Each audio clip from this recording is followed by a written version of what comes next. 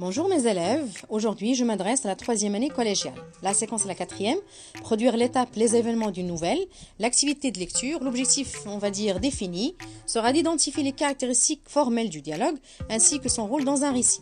Le support, alors je vais me baser, ou bien on va se baser sur un court dialogue que je vais vous proposer. Avant, et à titre de rappel, nous avons expliqué en classe qu'un échange de paroles entre des personnes, 2, 3, etc., est appelé un dialogue. Or, quelles sont ces caractéristiques formelles et quel est son rôle dans un récit? Telles sont les questions auxquelles on essaiera de répondre dans le but d'aboutir à la réalisation d'objectifs définis. Le support, observez-le, puis lisez-le plusieurs fois. De mon côté, je vais le lire une fois. Le développement de la compréhension se réalisera au fur et à mesure des explications. Support, je passe à sa lecture. Camille était en compagnie d'un jeune garçon.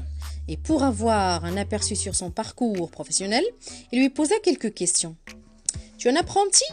Le jeune garçon répondit « Non, j'ai fini mon apprentissage, j'ai 18 ans, je serai ouvrier à la fin de cette année. » Sa voix était ferme et son regard était plein de fierté. « Et tu voudrais être mécanicien dans une écurie de voitures de compétition ?» reprit Camille. « Ce serait peut-être pas mal pour commencer, » répliqua le jeune. Question. Quels sont les personnages en présence ?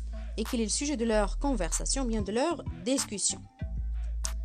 Réponse. Les personnages sont Camille et le jeune garçon. Réponse numéro 2. Le sujet de leur discussion et le parcours professionnel du jeune. Question. Soulignez en bleu les répliques de Camille et en jaune celles du jeune garçon. Réponse. Les répliques de Camille. Numéro 1. Tu es un apprenti. Numéro 2. Tu voudrais être mécanicien dans une écurie de voitures de compétition?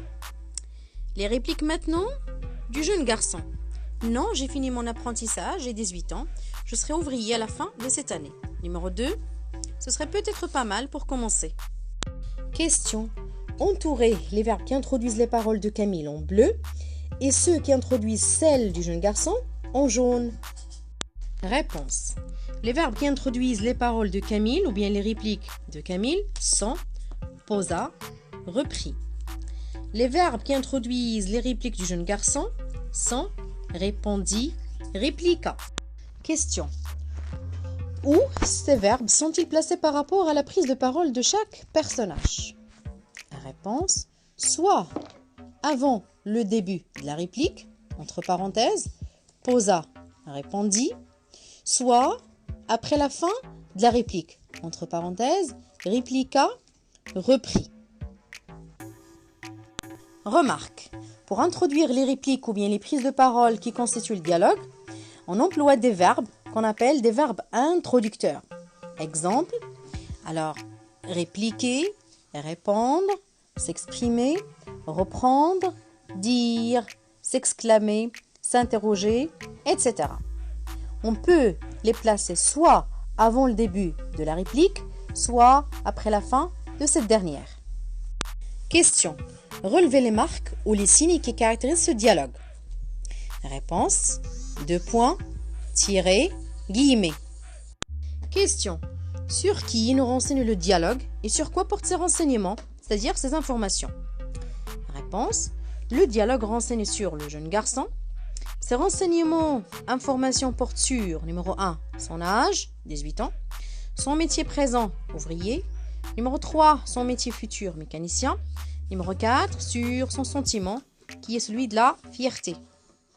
Remarque, le dialogue nous informe sur le personnage, sujet de sa production.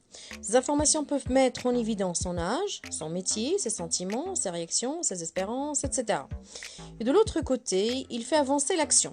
C'est-à-dire d'autres répliques vont faire progresser les événements. Conclusion. Alors dialogue, appelé également conversation, est un échange de paroles entre des personnages autour d'un sujet précis. Ce type de discours, du côté formel, se caractérise par ses signes ou bien ses marques. Les 2 points d'explication, les tirets, les guillemets. On réussit à l'introduire à l'aide des verbes qu'on appelle des verbes introducteurs. Entre autres, répondre, dire, expliquer, reprendre, etc. On peut les placer avant le début et ou après la fin de la réplique. Au niveau du fond, alors le dialogue nous renseigne sur l'état du personnage, ses sentiments, ses espérances, etc. Il assure également la progression de l'action. À chaque fois qu'un dialogue s'entame, eh bien, c'est un autre événement qui se signale d'autres nouvelles actions qui se réalisent. Pour la phase du réinvestissement, basez-vous sur la question proposée sur la page 161 et qui est la suivante: insère un dialogue de 2 répliques dans le récit écrit sur la même page.